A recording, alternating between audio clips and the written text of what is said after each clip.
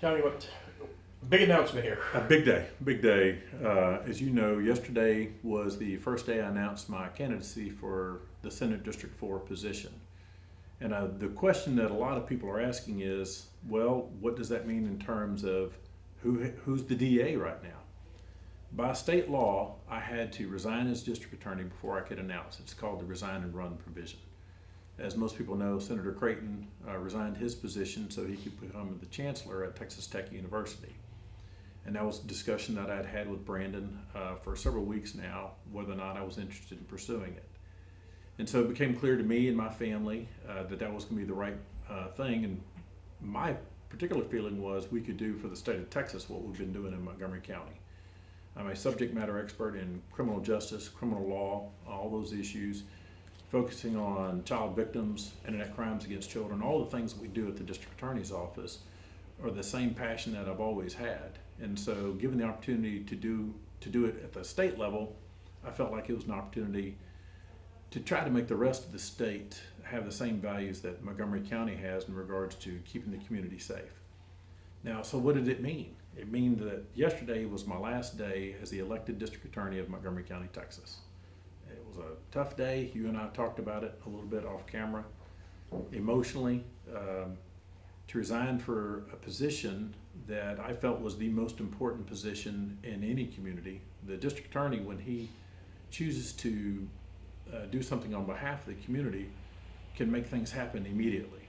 The senatorial role is not that. It requires careful deliberation and intent. But at the DA's office, you get to have an immediate response, and you can talk to victims one-on-one, and you can actually be on a crime scene, making sure that the evidence is processed correctly. And so to weigh that and give up that immediacy in turn for the ability to affect everybody required a lot of thought and a lot of prayer. I'm Catholic, and I would go to bed at night after trying to say a rosary, and I would say, give me peace or give me strength. Give me peace or give me strength. And one morning I woke up and I told my wife, I said, well, I got both.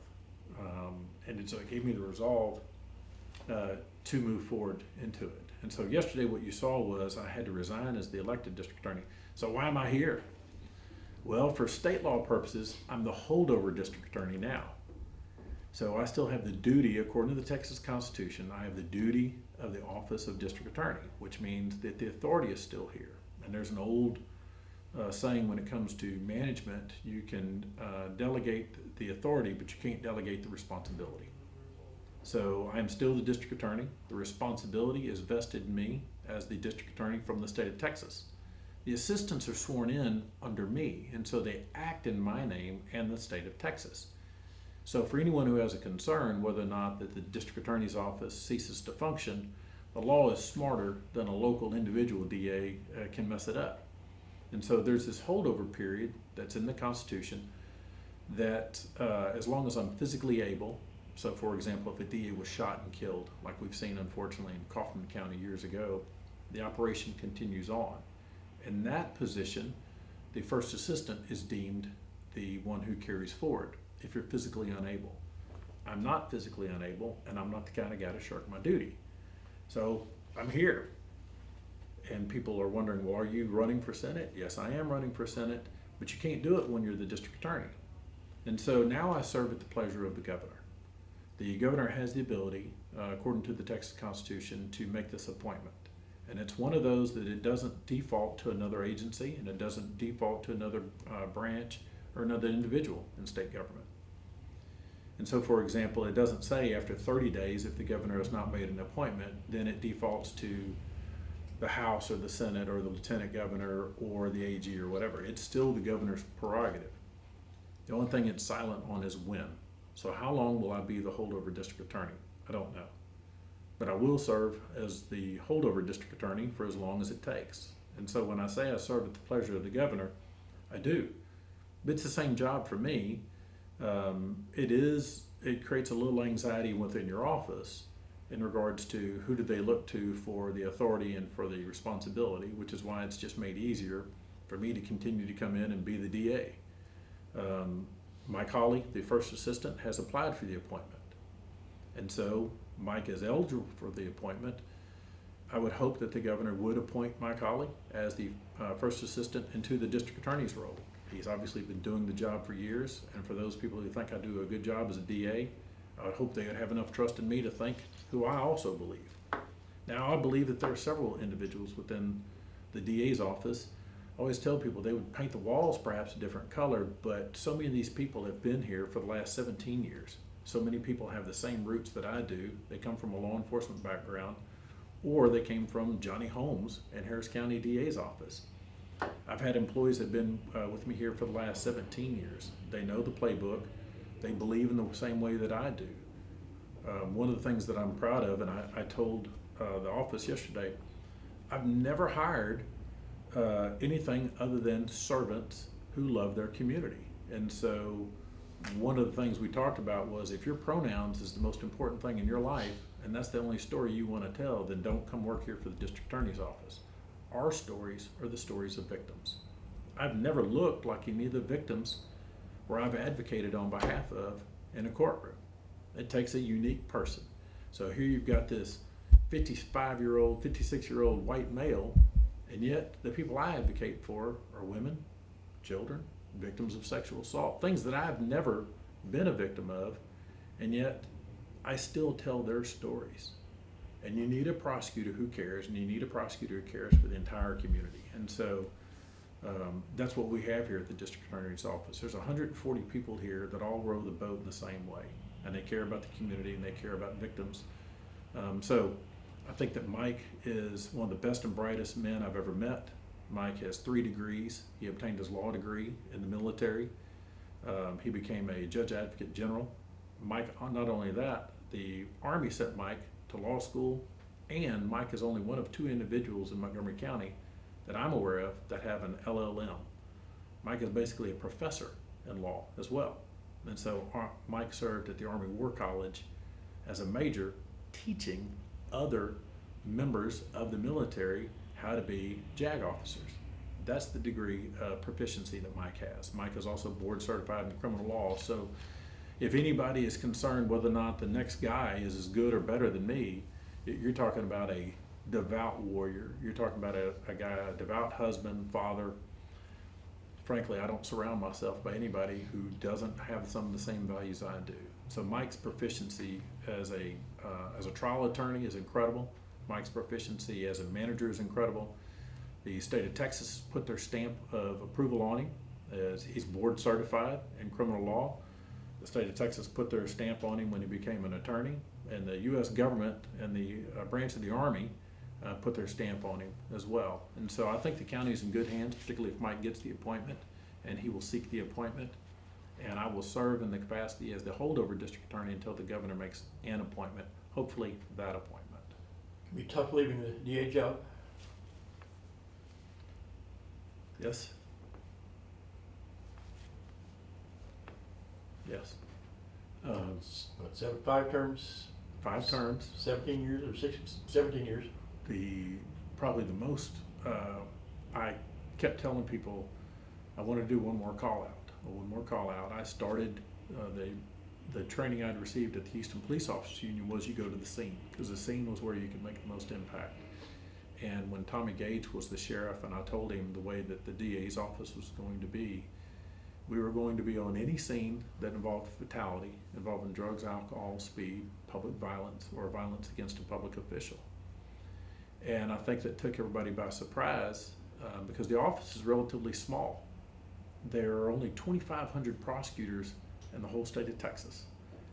There are 33 million Texans, and there's 2,500 prosecutors, and we have 64 of them here. In a community of 800,000 people, there's 64 attorneys. How in the world do we have a footprint as big as we do? It's because everybody here wears extra hats. And so you have seen me in the middle of the night, if it's an officer-involved shooting, if it's a public servant who's injured or hurt, or if it's a child injury. Oftentimes earlier in my career, it was me.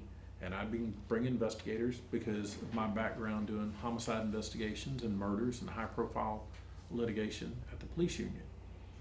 And so it was, part of my drive was to bring that proficiency that I had obtained out of Harris County and with the DA's office under Johnny Holmes, because that's where I started, out to the crime scenes here, because we were going to stand in the middle of the ring and we were going to punch criminals in the mouth.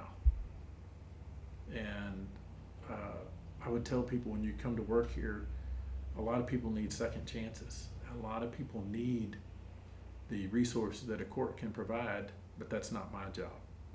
That's the job of the courts, and that's the job of the probation department. My job is to separate this community from bad people and from predators. My job for the last 17 years is to keep the community safe, and it was not my job to give somebody a second chance. Now, it didn't mean that people didn't deserve them, but they were going to get it from a judge or a jury or from the probation department. I told people I didn't come here to make friends. I came here to put bad people in prison. And I feel like that's what I've done for the last 17 years. And when you're a crusader, like I am, that type of single-minded focus that I tried to give everybody, I learned it in Harris County under Johnny Holmes. And so the thought of leaving a job, the only career I ever wanted, is only replaced by the ability to do the same thing at a statewide level. So it's hard. There's not a person in this building that I didn't hire. There's not a judge on the bench in the last 17 years that I either haven't endorsed, given money to, or personally block walked for. I believe the community is safe, and I believe it's safer the way that we pursued it for the last 17 years. And so it's my life's work. It's everything I've put into it has been my mission. And to leave that and go to a body that you have to use different muscles. You have to use your influence. You have to use your persuasion. I believe I'm ready for that, but to leave this behind, I can't leave it behind. What I've told people, I plan on taking it with me. So it's tough, and I wish you wouldn't have asked that question. I was prepared for anything other than that one. Now, this Senate district, it covers more than just Montgomery County. It does. I'm excited about it.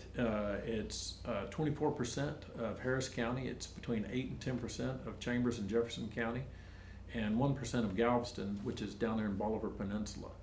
I've already spoken with some of the representatives in those jurisdictions, everything from the women's groups to some of the political groups that I've spoken to. The good thing, being in this position for so long, I have so many of those contacts and connections. I think everybody is well aware that I presented the capital murder case against the man who killed Harris County Sheriff's Deputy Goforth. And so my work was already known by the Harris County Sheriffs. They know that I supported them long before it became fancy to do so. My dad is a retired cop. Actually, he's passed away since then, but it was in my blood. And so a lot of people know I work for the Houston Police Officers Union. I have always appreciated their support, and they have chosen to endorse me for this race as well.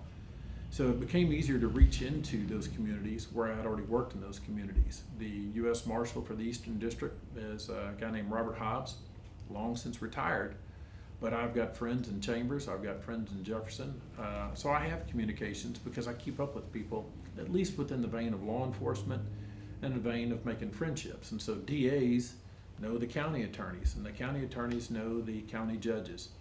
And when you're talking about regional crime and regional crime reduction, I've worked with the DAs and the sheriffs of all these other jurisdictions. And so a lot of these conversations were merely picking up the phone and either renewing acquaintances or calling on people and saying, hey, I've got to get active over in that area. Tell me some of the things other than law enforcement. I've got that down, Scott. I know the issues of border control. I know the crim juror issues. I'm probably the only senatorial candidate that's ever been on the border and prosecuted human smuggling cases for Suzanne West, the district attorney down there. And I did it when nobody was watching. I did it because she needed help. And so all the issues that have been down there were issues we had already been focusing on, and issues where as the DA I was able to provide assistance. Now I get to go down and talk to the residents of Kingwood about flood mitigation. If you know, it's kind of built into a bowl. The older construction is lower, the newer construction is higher, and so it creates a little bit of a bowl effect. And so you've got the tension or the working relationships between development which provides opportunities and jobs and new roads and growth and a tax base between also people that are either being, they're rising property values, or they're stuck in an area to where water is now pushed off to. And so now you're having to get up to speed on flood mitigation. You're having to get up to speed on surface water rights. All the things as the DA that you read about and that you maybe have a passing opinion because you have sat in Office of Emergency Management meetings because I'm responsible for part of the law enforcement response in a mass casualty event at the DA's office, and you're part of the planning. So part of the things that you've been listening to for 17 years, budget, growth, ad valorem taxes. Well, the DA's budget comes from the growth of Montgomery County. So when you're dealing with taxes, tax abatements, tax districts, MUDs, RUDs, HUDs, all those types of deals, all the things that I only looked at to see if somebody was breaking the law, you become aware of how the infrastructure is created so you can figure out behind it, were the people behind it, were they nefarious or were they legitimate businesses?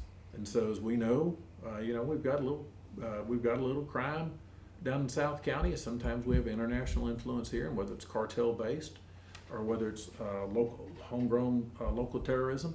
Montgomery County has certainly not been in a vacuum.